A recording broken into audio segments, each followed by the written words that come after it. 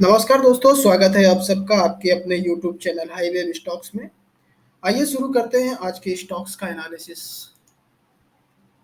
आज हम power sector के बारे में बात करने वाले हैं। पहला स्टॉक आपके लिए आइडेंटिफाई किया है, वह है रिलायंस पावर। देखेंगे तो ये स्टॉक एक अच्छी खासी गिरावट के बाद अपने रिवर्सल की ओर जा रहा है। इसका मंथली एनालिसिस करेंगे हम। तो प्रीवियस मंथ में इसने एक kind of doji candle form किया है और इस डोजी कैंडल में हमें अच्छा खासा वॉल्यूम भी देखने को मिला है। और अब यह स्टॉक अपने डोजी के ऊपर ट्रेड कर रहा है कंटिन्यूअस। तो जिनको भी लॉन्ग टर्म के लिए स्टॉक रखना है तो उस इसे यहाँ पे बाई कर सकते हैं, क्योंकि इसने डोजी का हाई क्रॉस कर दिया। डोजी एक वोलेटाइल कैंडल होती है। वोलेटाइल कैंडल के जिस भी तरफ आपको मार्केट मूवमेंट देता हुआ मिलता है, मोस्ट प्रोबेबली मार्केट की दिशा उसी डायरेक्शन में रहती है। वीकली एनालिसिस करेंगे तो वीकली एनालिसिस में भी देखें, मार्केट एक कंटिन्यूअस डाउन ट्रेंड में था और इस डोजी के ट्रेंड रिवर्सल के बाद स्लो एंड स्टेडी ऊपर जाने की कोशिश कर रहा है। तो आपको एंट्री कहाँ पे लेनी है? अगर आप लॉन्ग टर्म के लिए प्लान कर रहे हैं तो आपको 13.45 के ऊपर एंट्री लेनी चाहिए। 13.45 की एंट्री इसलिए मैं बता रहा हूँ आपको, क्योंकि अब से पहले यह एक सपोर्ट था। साथ ही यहाँ पे EMA 50 का भी रेजिस्टेंस है। तो अगर इस रेजिस्टेंस के ऊपर क्लोजिंग देता है तो यह स्टॉक लगभग 17 रुपए तक जाने का पोटेंशियल रखता है।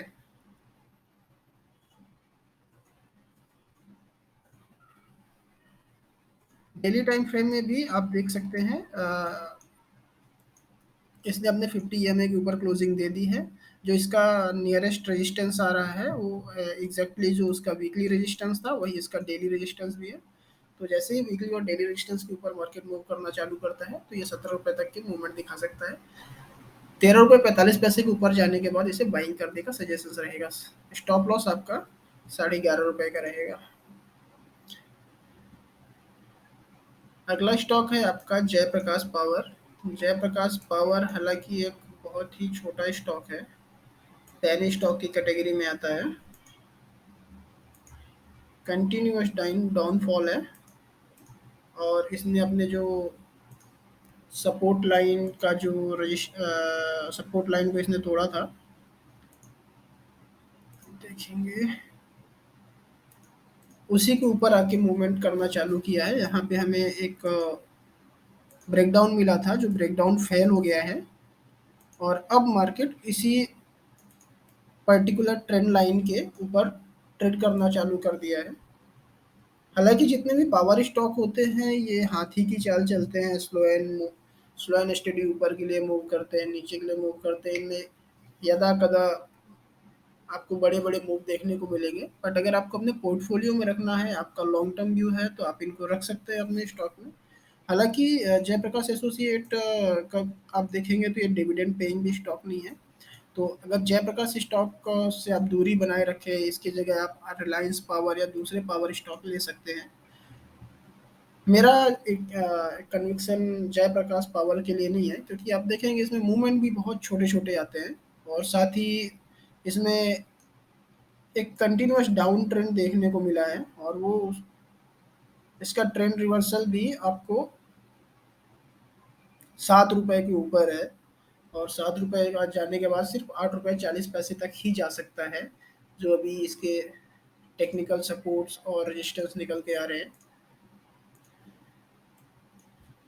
तो इसको अगर अप ट्रेंड पे मूव करना है तो पहले तो उसको ये लेवल निकालना पड़ेगा, ये जो सप्लाई ज़ोन इसका बना हुआ है। इस सप्लाई ज़ोन के ऊपर जब ट्रेड करना चालू करेगा तो ही आप इसमें एक छोटे से टारगेट के लिए बाइंग कर सकते हैं, अगर आपको बाइंग करना है। हालाँकि मेरा सजेशन इससे दूर रहने के लिए ही रहेगा। हमारा अगला स्टॉक है सुज़लॉन एनर्जी। सुज़लॉन एनर्जी का मैं थोड़ा डिटेल एनालिसिस करना चाहूँगा। मंथली लेवल पे देखेंगे तो ये स्टॉक एक बहुत बड़े मंथली डाउन ट्रेंड के बाद होल्ड लिया है, सपोर्ट लिया है। आप देखेंगे ये बहुत काफ़ी अच्छा स्टॉक हुआ करता था।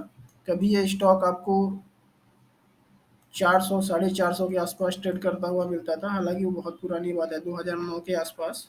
उसके बाद कंटिन्यूअस इसमें डाउनफॉल आया है और लगभग 2014 के बाद से जब ये ₹5 के पास गया था, तब से ही ये एक पेनी स्टॉक के कैटेगरी में आता है। इसका मैनेजमेंट और बहुत सारी चीज़ें थी। फंडामेंटल एनालिसिस के लिए आप एक बार देख लीजिएगा। फंडामेंटल एनालिसिस के लिए आपको बहुत सारी वीडियोस मिल जाएँगे यूट्यूब में ज्ञान बाँटने वाली। बट जो मुझे चार्ट बता रहे हैं उसके हिसाब से एक बहुत बड़े रेंज का ये ब्रेकआउट करने की कोशिश कर रहा है और वो रेंज जो हमारा बन रहा है 2019 से लेके आज तक का है, उसको हालाँकि 2-3 बार टेस्ट कर चुका है अपने मंथली टाइम फ्रेम में। साथ ही अगर आप इसको वीकली एनालिसिस भी देखेंगे तो वीकली एनालिसिस में काइंड ऑफ बॉक्स पैटर्न बना रहा है ये बार-बार। मुझे तो साथ में ट्रायंगल भी दिख रहा है।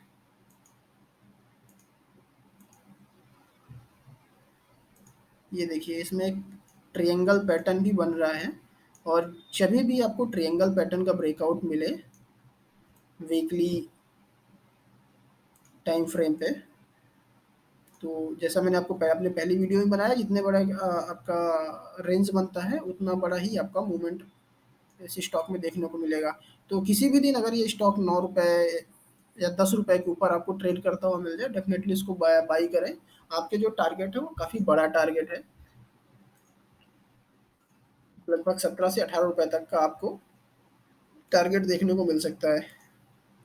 वीकली में ट्रायंगल है, डेली डेली टाइम फ्रेम में अगर इसका एनालिसिस करेंगे, डेली टाइम फ्रेम पे इसने अपना ट्रेंड रिवर्सल दिखाया है। ट्रेंड रिवर्सल कैसे दिखा है? इसका जो शॉर्ट टर्म का ट्रेंड था वो डाउन था। यहाँ से देखेंगे ये कंटिन्यूअस एक डाउन ट्रेंड पे आ रहा था और इसने यहाँ पे इस ज़ोन पे इसने अपने इस शॉर्ट टर्म के ट्रेंड लाइन का ब्रेकआउट किया है और यहाँ पे ही कंसोलिडेशन कर रहा है। और जैसे ही इस रेंज को ये ब्रेकआउट देता है,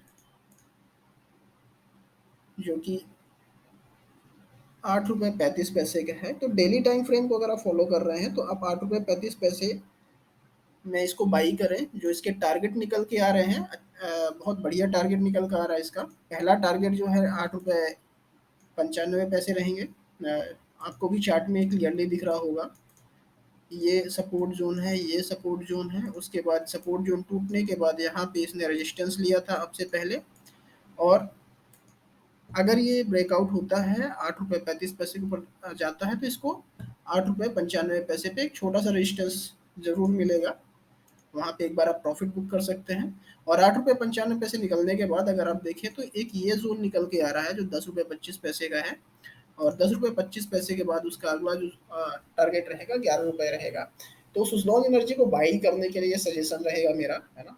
इसमें सेलिंग साइड का जो भी मूवमेंट था मुझे खत्म होता हुआ दिख रहा है। तो सेल के लिए तो इसमें कुछ दिख नहीं रहा मुझे। सेलिंग के लिए हम तभी देखेंगे जब ये ₹7 के नीचे जाएगा। अगला स्टॉक है हमारा टाटा पावर। टाटा पावर बहुत दिनों से मेरे वॉच लिस्ट में है। अगर आप देखेंगे ये पहले भी एक ट्रायंगल पैटर्न का ब्रेकडाउन कर चुका है।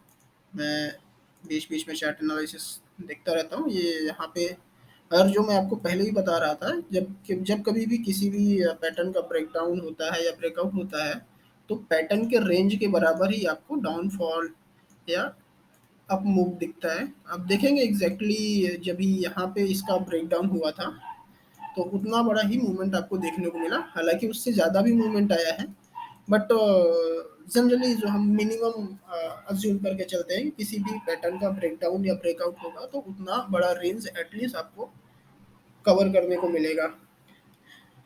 साथ ही देखेंगे ये जो एक सपोर्ट लेवल इसका चल रहा था, यहाँ पे ये मार्केट ने पहले सपोर्ट लिया था, देन यहाँ पे सपोर्ट लिया, उसके बाद यहाँ पे सपोर्ट है।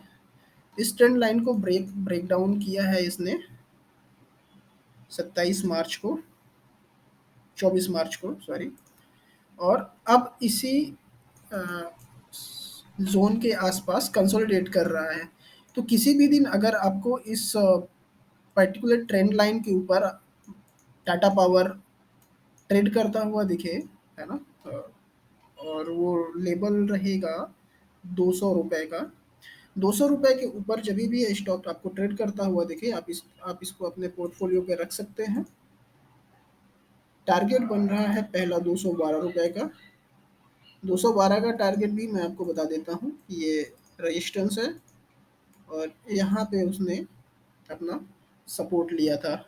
उससे पहले यहाँ पे रेजिस्टेंस था, यहाँ पे उसने ब्रेकआउट करने की कोशिश की थी, ब्रेकआउट फेल हो गया था।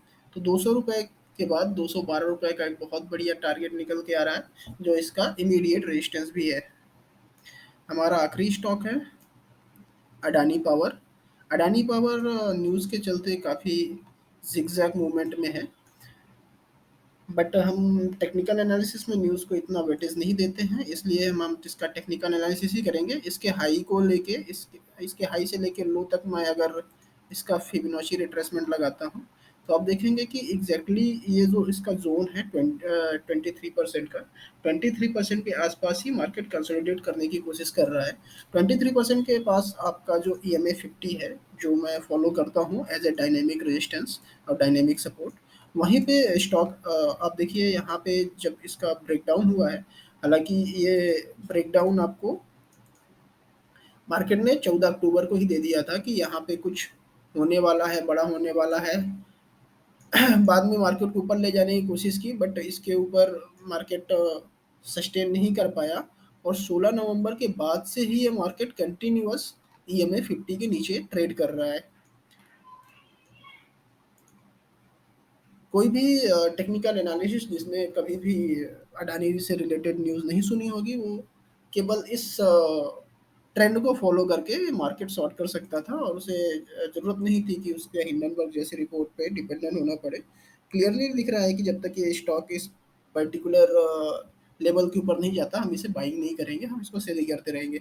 यहाँ पे भी देखिए आपको यहाँ पे रेजिस्टेंस मिला, अभी रिसेंटली मार्केट यहाँ से ऊपर मूव किया, EMA 50 का रेजिस्टेंस मिला, और EMA 50 का रेजिस्टेंस मिलते ही सीधे मार्केट नीचे गया है, और यहाँ अब वापस से कंसोलिडेट कर रहा है। अगर मार्केट कंसोलिडेट करके किसी भी लेवल को ब्रेकआउट करता है या ब्रेकडाउन करता है, तो वहाँ पे मूवमेंट अच्छा मिलता है, क्योंकि वहाँ पे बिग मनी या स्मार्ट मनी जिसे कहते हैं, वो अपनी पोजीशंस बना रहे होते हैं। तो फिलहाल जो अभी मुझे यहाँ पे दिख रहा है टाटा पावर्स के लिए, टाटा पावर्स का जो छोटा सा ट्रायंगल पैटर्न इसमें भी बन रहा है, आप देख सकते हैं क्लियरली। नीचे से एक सपोर्ट लाइन आ रही है, ऊपर से एक रेजिस्टेंस लाइन आ रही है। जब कभी भी मार्केट आपको इस पर्टिकुलर एरिया के पास, यहाँ से मार्केट गया, ऊपर रेजिस्टेंस लिया, नीचे सपोर्ट लिया, अब यहाँ पे रेजिस्टेंस ले रहा है, यहाँ से दो सिनेरियो हो सकते हैं। या तो मार्केट इस रेजिस्टेंस को तोड़ देता है, जैसे ही मार्केट इस रेजिस्टेंस को तोड़ता है, तो आपको इतना बड़ा मूवमेंट देखने को मिलेगा, जो कि 260 रुपीज़ है। तो किसी भी दिन मार्केट 200 के ऊपर ट्रेड करना चालू करता है, इसमें इमीडिएट अपनी पोजीशंस बनाए, इसमें आपको बड़े बड़े टारगेट देखने को मिलेंगे।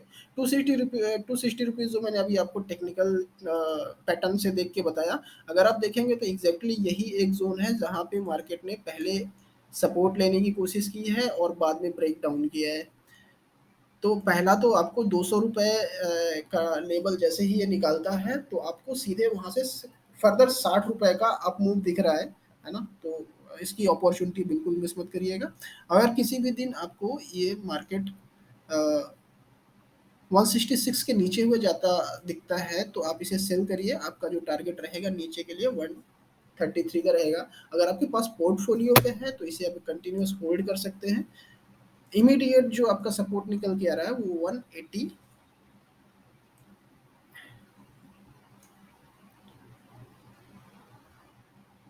185 186 का आ रहा है। तो 186 के स्टॉप लॉस के साथ आप अपने पोर्टफोलियो में रखिए। जिन्होंने लॉन्ग टर्म के लिए होल्ड कर रखा है, उनके लिए स्टॉप लॉस 166 का रहेगा। जो शॉर्ट टर्म के लिए रखे हैं उनके लिए 185 का स्टॉप लॉस रहेगा।